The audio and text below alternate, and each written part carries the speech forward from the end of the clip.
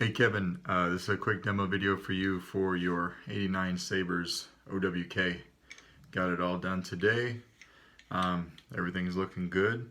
So I just want to go over it with you. Now you've gotten a few of these from me.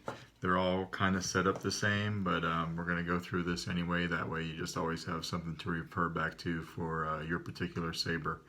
And then, you know, I've got an archive for what I do. But this chassis, everything, you know, the board is up here. Your speaker is actually on the inside middle right here, and it comes out, the sound vents out through these three holes right here. So this slot and then these two holes right here. Buttons over here.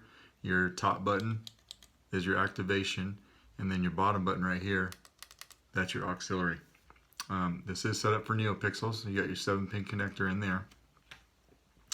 So when you go to unscrew this, both this piece and this piece do unscrew independently, but you really need to just take both of these off. So I just unscrew this black part and let this just treat this as one unit. Okay, so we'll open it up.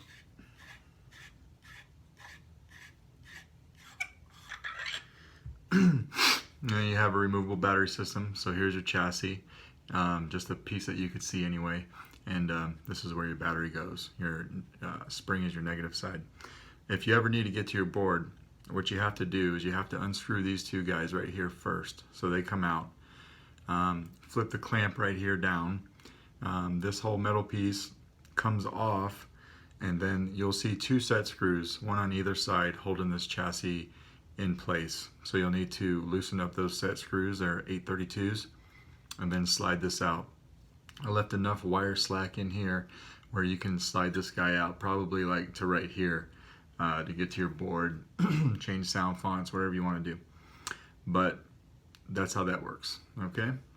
A little tight spacing for this guy, so I could not give you a removable battery and easy board access. I had to choose one or the other. So if I had your board out here where you could get to it easy, you would have had a recharge port. I like to do rechargeable batteries, excuse me, removable batteries whenever I can. That way you can just, you know, swap them out and keep going. So that's what I chose to do here. I'm going to put a battery in.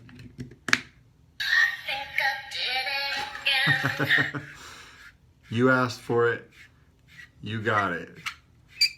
It's got the Britney Font on it.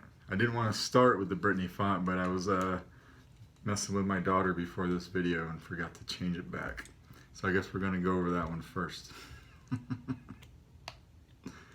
This is courtesy of my wife.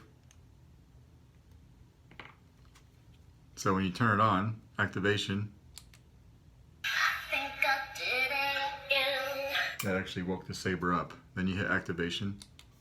It's Britney, bitch. It doesn't have any background music, but when you swing it, I just want more. I just want more.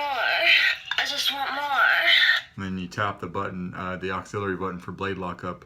You want a Maserati? You want a Bugatti? You want a hot buddy? You want a Bugatti? It's got about 3 of those, and then if you hold the button for blade lockup, you get this guy. Yeah. Oh.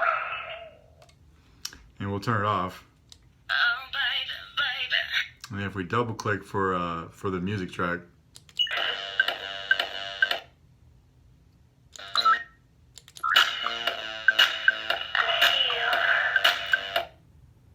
yeah, that's what we got. So we're gonna turn it off. Let's go to a different one. Sound bank selection. Hold down your auxiliary button. Obi-Wan Kenobi. Just hold the button down, and we'll activate it. Then, as with all your other Sabers, to change blade color, hold down your auxiliary and twist your wrist. Spectrum. And then just twist your hilt. We're gonna go for a green. When you find one that you like, just tap a button, just like that.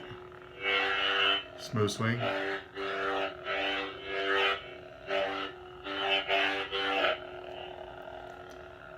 Tap for blaster deflex. Hold for blade lockup.